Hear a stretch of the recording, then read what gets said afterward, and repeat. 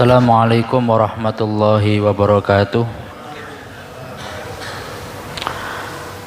Alhamdulillahilladzi syara'a lana dinal Islam wa fataha lana abwabal ikram wal ihsan.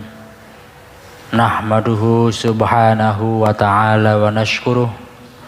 Wassalatu wassalamu ala asyrafil anbiya'i wal mursalin wa ala alihi wa ashabihi wa man tabi'ahu bi ihsanin ila yaumiddin. Asyhadu an la ilaha illallah wa asyhadu anna Muhammadan abduhu wa rasuluhu la nabiyya ba'dah. Alhamdulillah, kita bersyukur kehadirat Allah Subhanahu wa taala. Pada malam hari ini Allah masih memberikan banyak kenikmatan kepada kita sehingga kita mampu menjalankan aktivitas pada hari ini tanpa ada halangan suatu apapun. Salawat serta salam tetap terlimpahkan kepada junjungan Nabi besar Muhammad sallallahu alaihi wasallam, Nabi akhir zaman, Nabi yang diutus untuk kita tauladani bersama. Bapak Ibu yang dirahmati oleh Allah,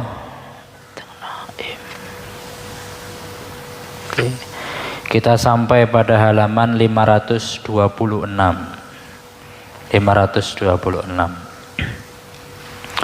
Pada pertemuan sebelumnya saya tadi itu masih bingung kemarin itu sampai mana gitu ya.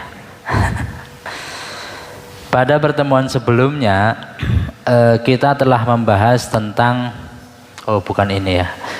tentang pasukan Islam itu menuju benteng. Kemudian sesampainya di benteng, Rasulullah itu mengambil markas komando itu di depannya benteng pas begini ya, sehingga penempatan di depan benteng ini menurut sahabat ya, ini Khabbab bin Al-Munzir itu ya, bertanya, ya Rasulullah, ara'aita hadzal manzil anzalakahullah am huwa ar-ra'yu fil harbi. Wahai Rasulullah, jenengan memilih markas komando di depan benteng pas ini, itu wahyu dari Allah atau bukan? Rasulullah kemudian mengatakan, bal huwa ar-ra'yu. Oh, bukan wahyu dari Allah, tapi itu hanya murni strategi perang. Kemudian kalau begitu Khabbab bin Al-Munzir mengatakan, kalau begitu saya bolehkah usul? Kalau markas komando di depan benteng pas ya, kita itu tidak bisa menyerang mereka, karena kalau nyerang ke atas ya panahnya itu enggak kena orang tapi langsung ke atas. Sedangkan mereka menyerang kita dengan mudah, maka ya enaknya agak munduran sedikit lah biar enggak terlalu dekat. Nah, gitu. Kemudian Rasulullah menjawab, ar-ra'yu ma asyarta. Nah, ini ide berlian. Tsumma tahulu ila makanin akhar. Kemudian Rasulullah mundur agak ke belakang. Lalu Rasulullah bersabda ketika malam harinya itu mengatakan, la'atinar ra'yah hodan rajulan yuhibbullah wa rasuluh wa yuhibbullah wa rasuluh. Besok pagi saya akan memberikan bendera ini, royah itu panji perang, kepada seorang laki-laki itu mencintai Allah dan Rasulnya, dan Allah dan Rasulnya juga mencintainya. Yaftahullah alaihi ala yadaihi, dan Khaybar ini nanti akan tertaklukkan oleh laki-laki ini. Nah, besok paginya Umar bin Khattab, Abu Bakar dan lain-lain itu podo menunggu, berharap bahwa dia yang dikasih bendera itu. Tetapi Rasulullah justru mencari Ali bin Abi Thalib. Aina Ali bin Abi Thalib? Kemudian para sahabat mengatakan, ya Rasulullah huwa yastaki ainah. Ali bin Abi Thalib matanya sedang sakit, mata sakit merah begitu ya. Ya sudah, bawa ke sini. Akhirnya sama Rasulullah diobati dan sembuh ya. Mungkin kalau sekarang ngono didoni disubuh. Ya enggak dijelaskan bagaimana cara mengobatinya, pokoknya ya diobati sama Rasulullah kemudian sembuh. Ya sama kayak Abu Bakar itu kakinya digigit binatang berbisa, diobati kemudian sembuh. Lalu kemudian Rasulullah menyerahkan panji itu kepada Ali bin Abi Thalib, dan kemudian Ali bin Abi Thalib mengatakan, ya Rasulullah, uqatiluhum hatta yakunu mislana. Saya akan menyerang orang Yahudi sampai mereka bisa seperti kita. Maksudnya apa ya? Supaya mereka bisa masuk Islam. Nah, jadi sebelum berperang didakwahi dulu. Kemudian Rasulullah menjawab, infid ala risalak hatta tanzil bisahatihim. Maka bawalah perintah ini atau risalah ini kepada mereka sampai kamu turun di sahah itu halaman mereka. Summa ud'uhum ilal Islam, kemudian ajaklah masuk Islam. Wa akhbirhum bima yajibu alaihi min haqqillah fihi, kemudian jelaskan tentang kewajiban-kewajiban yang harus dilakukan.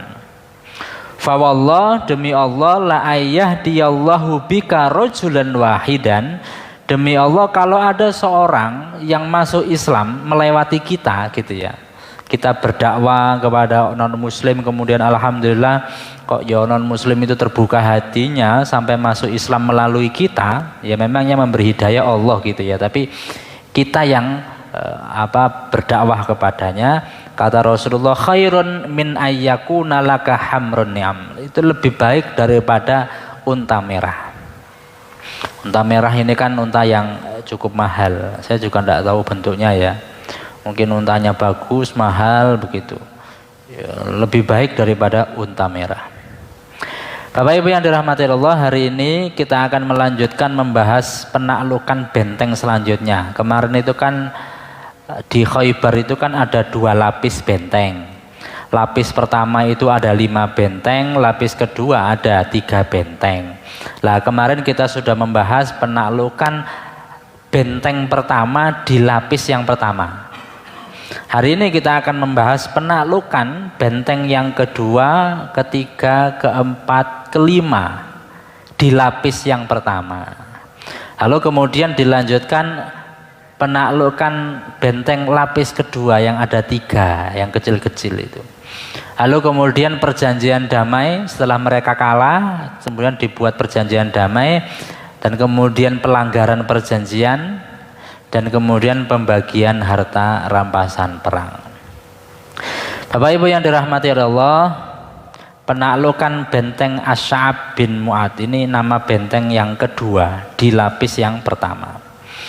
Benteng Asy'ab merupakan benteng terkuat kedua setelah benteng An-Naim yang pertama.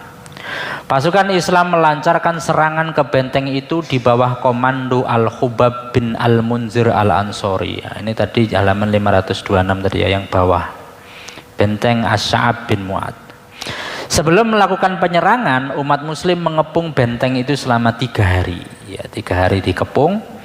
Ibnu Ishaq meriwayatkan, Bani Saham dari kabilah Aslam mendatangi Rasulullah dan berkata, kami telah berjihad di sini hingga seluruh persediaan makanan kami habis tak tersisa.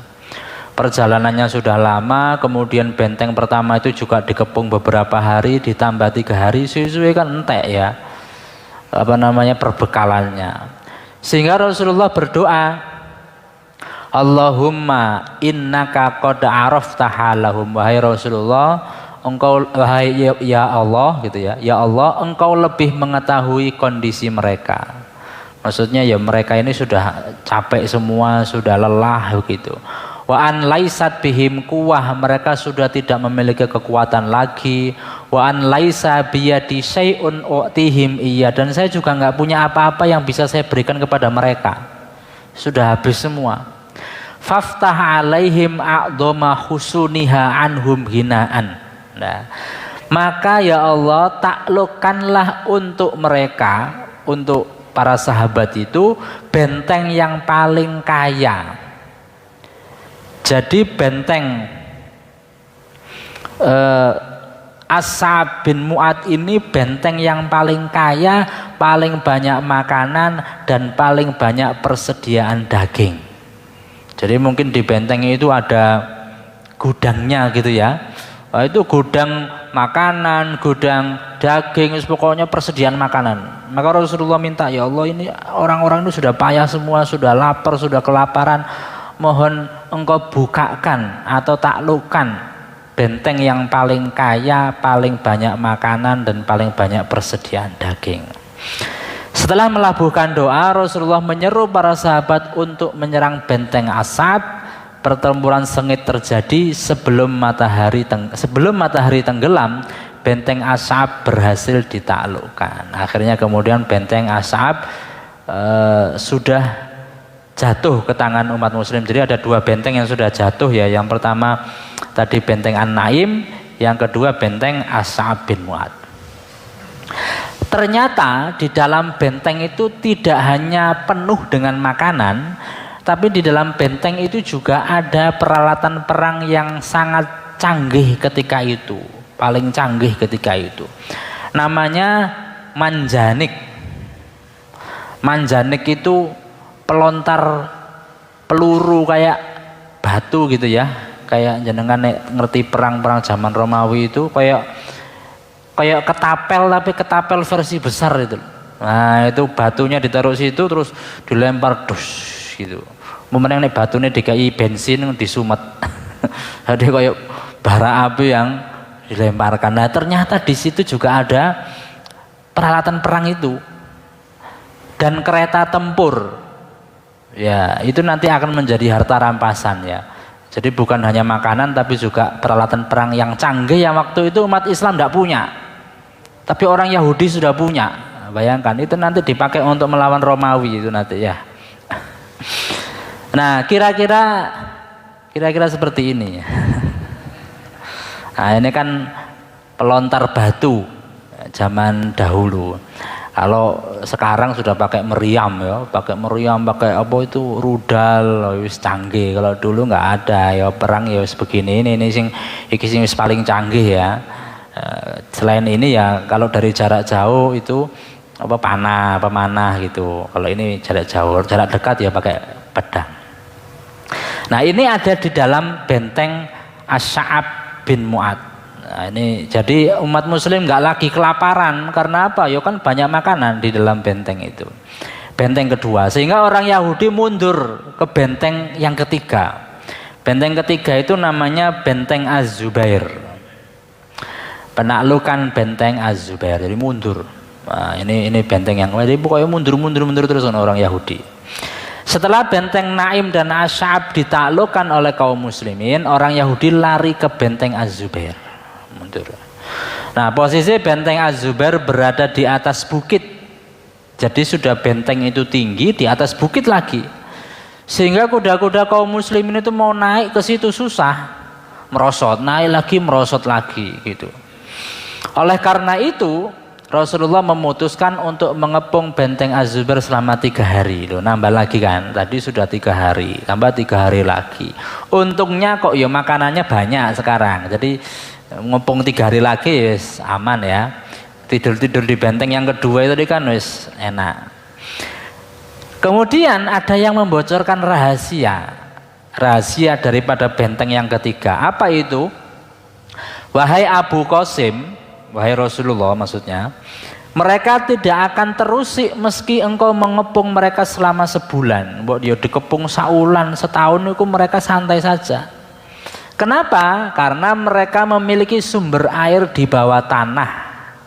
Jadi tanah mungkin tadi walaupun dataran tinggi dia bisa ada akses sumur begitu ya. Sedangkan kita di sini kekurangan air, ya memang banyak makanan tapi nek gono air kan ya keseretan nek mangan ya. Maka gimana caranya jika engkau memotong jalur air mereka sehingga mereka airnya nggak bisa naik, maka mereka pasti akan turun dari benteng karena kekurangan air. Nah, gitu strateginya. Ya apa caranya air tidak bisa naik ke atas benteng, dipotong saluran airnya. Akhirnya atas saran itu kemudian Rasulullah memotong saluran air sehingga orang Yahudi turun dari benteng untuk ngambil air dan terjadilah peperangan. Beberapa umat muslim syuhada dan 10 orang Yahudi meninggal dunia.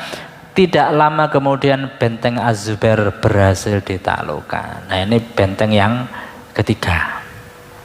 Akhirnya orang Yahudi mundur lagi ke benteng yang keempat.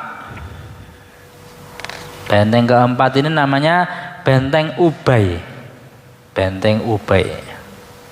Nah, ini apa namanya, benteng Az-Zubair yang berada di atas dataran tinggi ya. Tadi makanya kudanya umat Islam ketika naik ini ya merongsot, naik lagi merongsot gitu ya.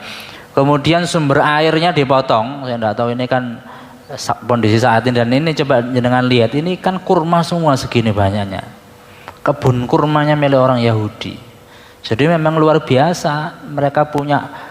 Nanti Aisyah itu mengatakan begini, masabina hatta fatahna Khaybar. Kita tidak pernah merasa kenyang makan kurma kecuali setelah membuka Khaybar. Ya, saking berlimpahnya kebun kurma di Khaybar. Nah, besok nih umroh ngono, umroh plus Khaybar. Jalan-jalannya ziarahnya ke Khaybar. Nggak tahu apakah mungkin ini juga masih dipakai atau tidak, kurang tahu. Kemudian penaklukan benteng Ubay, ya, ini benteng yang keempat. Setelah benteng Az-Zubair ditaklukkan, maka seluruh orang Yahudi berpindah ke benteng Ubay. Kaum muslimin bergerak mengepungnya, terjadi adu tanding dua perwira Yahudi melawan Abu Dujanah. Satu persatu kemudian keduanya tewas. Abu Dujanah ini pahlawannya perang Uhud. Jadi ketika itu Rasulullah terjebak dalam lubang, lalu setelah masuk ke dalam lubang itu dipanahi sama orang-orang kafir Quraisy, lalu Abu Dujanah dengan sigap itu menutup lubang itu dengan tubuhnya, sehingga kemudian panahnya menancap di punggungnya seperti seekor landak gitu ya. Nah, setelah itu Abu Dujanah menyelinap masuk diikuti oleh pasukan muslim. Di dalam benteng akhirnya terjadi pertempuran sengit. Karena orang Yahudi semakin terdesak, akhirnya mereka melarikan diri menuju benteng yang kelima, yaitu benteng An-Nizar. Ini benteng terakhir di lapis pertama. Benteng terakhir di lapis pertama.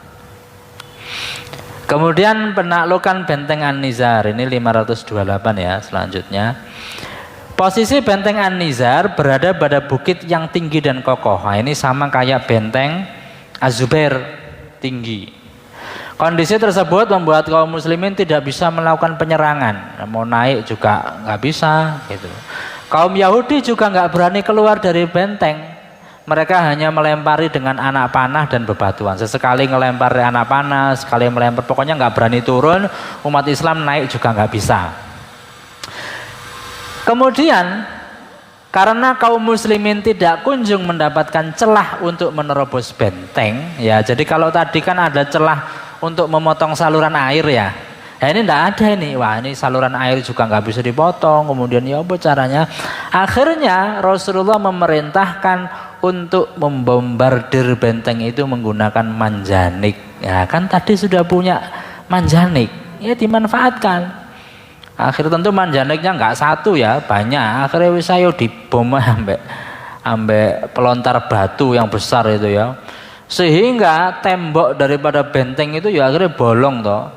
Bolong akhirnya bisa dimasuki, sehingga kaum muslimin mampu menghancurkan tembok dan membuat celah untuk masuk ke dalam benteng, sehingga terjadilah pertempuran yang sengit. Akhirnya orang Yahudi lari dari benteng kelima ini, meninggalkan para istri dan anak-anak sebagai tawanan kaum muslimin. Ya, jadi mungkin wis gak kober nyelamatno anak bojo, wis pokoke mblayu, sehingga istri dan anak-anak orang Yahudi ini jadi tawanan perang. Dengan ditaklukkannya benteng An-Nizar, maka runtuhlah pertahanan lapis pertama wilayah Khaybar. Nah, sudah runtuh itu, 5 benteng besar-besar itu runtuh, tinggal 3 benteng kecil, gampang menaklukkannya ya. Meski di wilayah itu masih terdapat benteng-benteng kecil, tapi dengan ditaklukkannya benteng An-Nizar, maka para penghuni benteng kecil segera melarikan diri menuju wilayah Khaybar lapis kedua. Nah, di lapis kedua ini ada 3 benteng, namanya benteng Al-Qamus. Ini halaman 529 sampingnya. Benteng Al-Watid dan benteng As-Sulalim. Nah, ini 3 benteng, tapi kecil-kecil ya, tidak sebesar tadi benteng pada lapis pertama. Kemudian, di pertahanan lapis kedua terdapat benteng Al-Qamus milik Bani Abu Al-Huqaiq. Para ahli sejarah berbeda pendapat apakah di ketiga benteng lapis kedua terdapat peperangan apa tidak. Apakah mereka langsung kabur, apakah ada peperangan. Menurut Ibnu Ishaq itu terjadi pertempuran tanpa ada tawaran masuk Islam terlebih dahulu. Kalau tadi di benteng-benteng yang lapis pertama kan dakwah dulu, nggak mau baru diserang. Tapi kalau yang ini langsung diserang. Tapi kalau menurut Al-Waqidi didahului dengan penawaran masuk Islam, setelah mereka menolak baru diserang. Kemudian terdapat pertempuran di benteng Al-Qamus, sedang di benteng Al-Watid dan benteng As-Sulalim ini tidak terjadi pertempuran. Jadi ini beberapa perbedaan pendapat. Terlepas dari itu, yang jelas Rasulullah melakukan pengepungan selama 14 hari. Karena mereka tidak kunjung keluar, akhirnya Rasulullah memerintahkan untuk membombardir dengan manjanik lagi, yang benteng kecil-kecil itu. Setelah manjanik dipasang dan siap meluncurkan batu, akhirnya, tapi gak sempat meluncur ini, akhirnya mereka berkirim surat untuk meminta diadakan perjanjian damai antara orang Yahudi dan umat Islam. Jadi wis kabeh dipasang, wis sampai Melayu ini, mereka mengibarkan bendera putih ya, menyerah. Ibnu Abu Al-Huqaiq mengirim utusan kepada Rasulullah untuk menyampaikan pesan, aku akan turun dari benteng agar bisa berunding denganmu. Akhirnya ada utusan yang turun untuk melakukan rundingan dengan Rasulullah. Maka Ibnu Abu Al-Huqaiq turun dari benteng lalu mengadakan perundingan dengan Rasulullah agar nyawa orang Yahudi yang ada di dalam benteng selamat dan agar keluarga mereka tidak ditawan oleh kaum muslimin. Nah, tadi kan para istri dan anak-anak kan ditawan ya di benteng yang kelima. Mereka itu minta kita kita mengalah atau kita menyerah, tapi tolong jangan ditawan ya istri kita dan anak-anak kita. Mereka rela meninggalkan Khaybar dan apa yang ada di dalamnya asal diizinkan pergi dengan membawa keluarga mereka. Nah, ini diusir lagi. Di Madinah diusir melayani Khaybar diusir pisan. Tapi dengan syarat kita akan keluar dari Khaybar, tapi tolong anak dan istri kita bawa, tapi harta kita tinggalkan semua. Nah gitu ya. Jadi wis hanya membawa baju yang melekat di tubuh. Itu orang Yahudi menawarkan begitu ya. Kaum Yahudi Khaybar siap meninggalkan semua harta bendanya berupa emas, perak, senjata, perisai, baju besi, apapun yang mereka miliki. Dan tidak ada yang mereka bawa kecuali hanya pakaian yang melekat di tubuh mereka. Kemudian Rasulullah bilang, wis yo temen yo, gak bawa apa-apa ya gitu ya. Karena kan ngerti wataknya orang Yahudi. Wis bener ya, baro'at minkum zimmatallah wa zimmata rasul. Allah dan Rasulnya tidak bertanggung jawab kepada kalian in katam tumunisan. Kalau kalian ternyata menyembunyikan sesuatu. Jangan dilalah kalian kok metu ngesai opo misalkan, atau menyembunyikan apa, saya nggak bertanggung jawab lagi. Maksudnya kalian sudah ngomong begitu dan kita sepakati kamu hanya membawa istri dan anak-anak, nggak bawa harta, wis deal gitu ya, tit. Setelah perjanjian damai ini usai, maka sempurnalah serah terima benteng kepada kaum muslimin. Sudah semuanya Khaybar sudah terkuasai. Dengan itu kaum muslimin berhasil menaklukkan Khaybar dengan sempurna. Nah, ini termasuk yang menjadi penyebab perang Ahzab atau perang Khandaq itu kan orang Yahudi di Khaybar. Mereka mengumpulkan 10.000 orang gitu ya.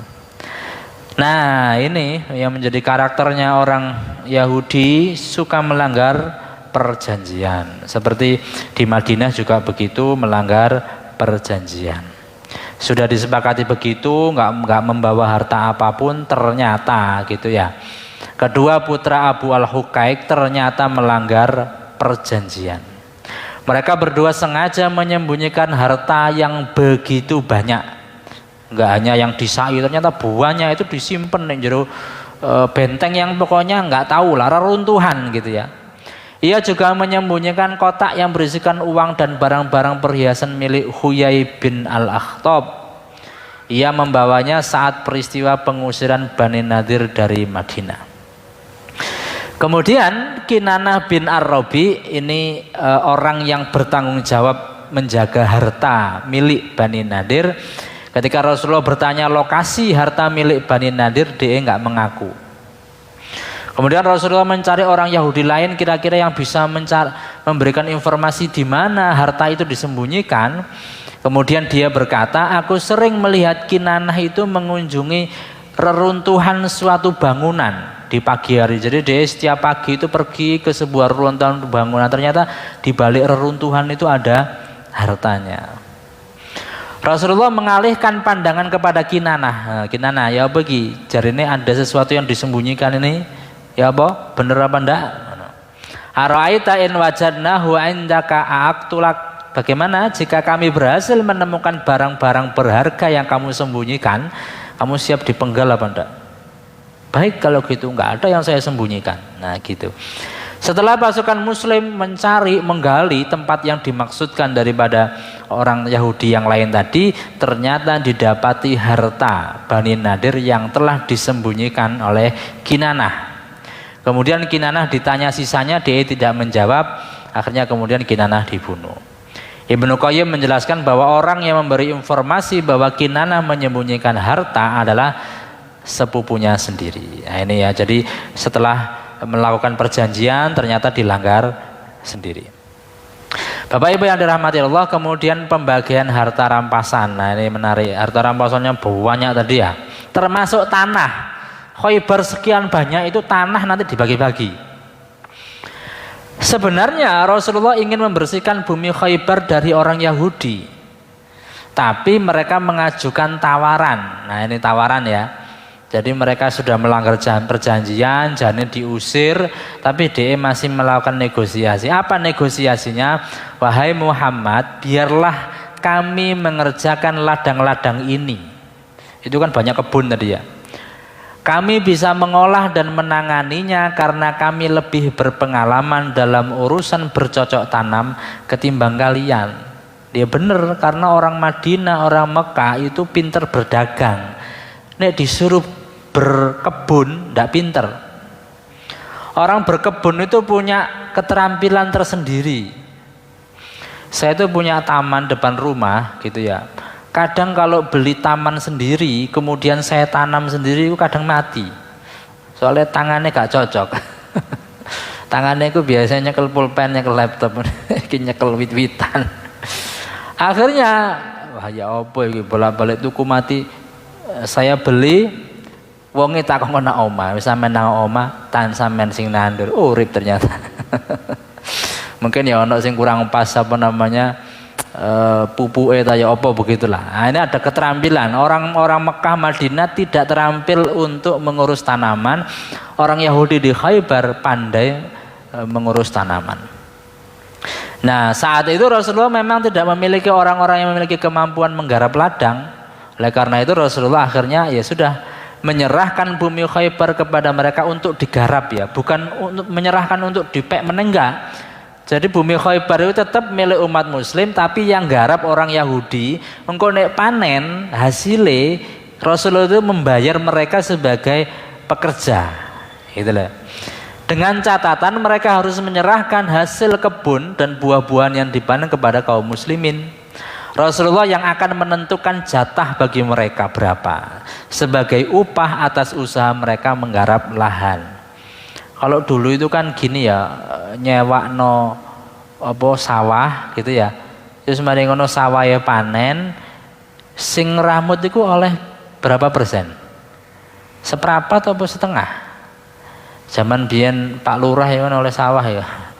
Iku padha ambek inilah ngramut sapi gitu ya. Engko nek duwe anak telu engko siji dipek sing ngramut. Kira-kira seperti itu. Kemudian Rasulullah menunjuk Abdullah bin Rawaha sebagai pengawas kaum Yahudi ya, butuh diawasi. Engko nek Yahudi gak diawasi engko bermain curang khususnya ketika panen. Nah, ini kira-kira kebun kurma yang ada di Khaybar. Nah, ini kalau gak pinter ngeramut ya gak iso ya gak iso berbuah bagus. Nah, butuh keterampilan khusus, butuh bagaimana perawatannya. Kayak apa ya? Ada pohon itu yang menghasilkan apa namanya? Minyak wangi itu loh. Apa pohon yang menghasilkan minyak wangi? Nah, itu Pak Kiswanto pinter itu. Sampai pernah panggil untuk ke Malaysia untuk ngajari gimana ngeramut pohon, yang pohon itu nanti menghasilkan minyak wangi gitu loh. Apa sih namanya? Itu susah ngeramutnya itu. Ini gak pinter-pinter itu mati dan harganya mahal. Maksudnya minyak wanginya itu dijualnya itu harganya mahal. Sama Pak ini, siapa namanya yang ngurusi GDM itu yang di lantai 4 itu. Nah, itu juga pandai mengurus tanaman itu. Nah, kemudian Khaybar itu kan luas ya. Saya belum ngecek berapa ribu atau berapa hektar ya. Khaybar itu dibagi-bagi sama Rasulullah. Dibagi berapa? Dibagi 36 peta. Jadi Khaybar sakmono mboe dibagi 36 peta. Setiap peta itu isinya 100 kapling. 100 kapling dikali 36 peta berarti kan 3.600 kapling. Jadi perumahan iki. Saya enggak tahu satu kaplingnya berapa ya. Nek Oma sekarang kan sak kapling 7 kali 12 atau 7 kali 15 kan ya. Nah, itu pokoknya ada 3.600 kapling. Nah, 3.600 kapling itu dibagi dua. Yang pertama adalah 1.800, ini adalah haknya Rasulullah dan kaum muslimin. 1.800 kapling itu haknya Rasulullah dan kaum muslimin. Nah, itu dibagi lagi 1.800 itu untuk siapa? Untuk pasukan kavaleri, untuk pasukan infanteri. Terus 1.200 pasukan mendapat jatah masing-masing satu kapling. Sedangkan 200 pasukan berkuda mendapatkan jatah masing-masing 3 kapling. Kenapa? Karena berkuda itu tidak semua orang bisa. Apalagi manah pakai kuda itu susah. Makanya yang bawa kuda ini dapat jatah lebih banyak. Nah, bayangkan, mari perang iso sugih mendadak oleh tanah sak kapling, rong kapling begitu. Makanya ada juga orang mati dalam berperang tapi kok masuk neraka, niatnya ndelok dunya, bukan niat mencari surga gitu ya. Kemudian 1.800 diberikan kepada wakil Rasulullah dan umat muslim. Nah, ini yang akan dikelola apa namanya kebun yang akan dikelola. Sebagian itu yang tanah saja dibagikan. Nah, orang muhajirin ini jadi gini, orang Mekah yang hijrah gitu, muhajirin itu kan nggak bawa apa-apa tuh ketika ke Madinah. Maka orang Ansor itu banyak yang ngasih bu tanahnya, bu rumahnya, bahkan istrinya dicerai dikasihkan. Kan dulu kan banyak yang punya istri lebih daripada satu. Aku wis kakean bojo wis kita pegat guys sampean ngono. Iya memang begitu. Ono rumah ini tak gawe sampean. Jadi orang Ansor sangat baik kepada orang muhajirin. Lah ketika penaklukan Khaybar ini orang muhajirin merasa, wah aku saiki wis duwe tanah dhewe, aku wis duwe harta dhewe, lalu kemudian dulu yang pernah dikasihkan oleh Ansor dikembalikan. Aku saiki wis duwe dhewe, wis iki gawe sampean. Nah, begitu ya.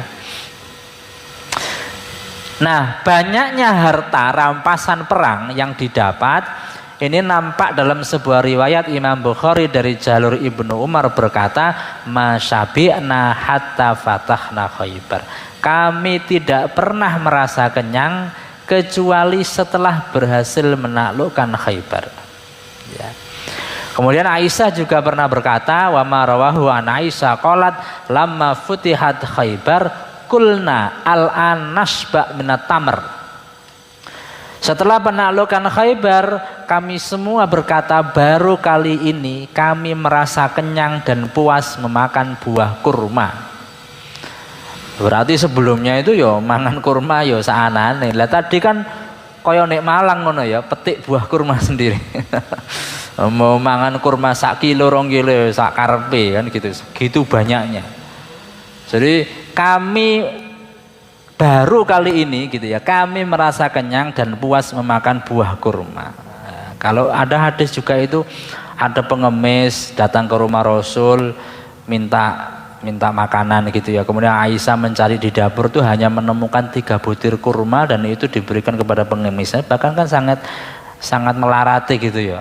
Tidak ada apapun kecuali 3 butir kurma. Nah ini memang benar, berarti dulu itu tidak pernah kenyang makan buah kurma kecuali setelah penaklukan Khaybar. Nah setibanya di Madinah, kaum muhajirin mengembalikan pemberian kaum Ansor berupa kebun-kebun kurma yang mereka dapatkan tempo hari. Mungkin dulu ada yang ngasih kebun kurma, ada yang mengasih apa, itu dikasihkan. Kini mereka telah memiliki harta benda dan ladang kurma pribadi di wilayah Khaybar. Jadi memang orang muhajirin dulu ketika hijrah itu kan memang gak duwe penggawean, gak duwe apa-apa wis pokoke. Nah, akhirnya orang Ansor berbaik hati, kadang ada yang ngasih ladang, kita kayak ladang, silakan diolah hasilnya buat keluarga kalian begitu. Nah, tapi setelah setelah penaklukan Khaybar ini orang-orang muhajirin mengembalikannya, dikasihkan. Bapak Ibu yang dirahmati Allah, mungkin itu yang bisa saya sampaikan terkait dengan penaklukan wilayah Khaybar. Insya Allah besok kita akan membahas tentang perjalanan pulang, ya, perjalanan pulang Rasulullah dari Khaybar sama pernikahan dengan Sofiyah. Nah, nanti Rasulullah itu menikah dengan Sofiyah ini orang Yahudi. Istri Rasulullah ada yang orang Yahudi, itu namanya Sofiyah, tapi sudah masuk Islam. Kemudian ada peristiwa menarik besok ini, bahwa Rasulullah itu diracun dalam perjalanan pulang itu ya, istirahat di sebuah tempat. Kemudian ada perempuan namanya Zainab binti Al-Haris. Ini jadikan Rasul itu sangat suka makan kambing ya. Kalau dibandingkan unta, Rasulullah suka makan kambing, dan bagian kambing yang paling favorit Rasulullah itu paha bagian depan. Paha bagian depan. Nah, ketika istirahat itu ya kan makan daging kambing itu. Si perempuan ini mengolesi paha kambing itu dengan racun yang sangat banyak. Jadi dia akan banyak potongan gitu ya, tapi yang paling banyak dikasih racun itu paha kambing, sing lainnya dikasih racun itu ya sekedarnya. Akhirnya dimakan itu, ya wis dikunyah gitu, wis masuk di mulut. Kemudian ya namanya Rasulullah ya, Rasulullah mengatakan ya, kemudian setelah itu dimuntahkan, kemudian Rasulullah mengatakan, saya diberitahu oleh daging ini annahu masmum, bahwasanya dia diracun. Ya, jadi daging itu bisa memberitahu Rasulullah bahwa saya ini sedang diracun, jangan dimakan, dimuntahkan. Lah sahabat yang sampingi Rasulullah sing dia nggak punya kelebihan itu, daging nggak bisa memberitahu dia, kadung dilek ya. Mati. Jadi sahabat sampingnya meninggal, kadung dilek. Rasulullah karena tahu begitu harus dimuntahkan, nggak jadi. Akhirnya perempuan itu dipanggil sama Rasul, awakmu kok meracuni saya itu kenapa begitu ya. Nah alasannya menarik, itu akan kita lanjutkan pada pertemuan yang akan datang. Biar penasaran, ben besok subuh nang ngone masjid ya. Mungkin itu yang bisa saya sampaikan. Allahumma fa'alna ma 'allamtana wa 'allimna ma yanfa'una warzuqna 'uluman tanfa'una fid dini wad dunya wal akhirah. Subhanakallahumma wa bihamdika asyhadu an la ilaha illa anta astaghfiruka wa atubu ilaik. Wabillahi taufiq wal hidayah. Wassalamualaikum warahmatullahi wabarakatuh.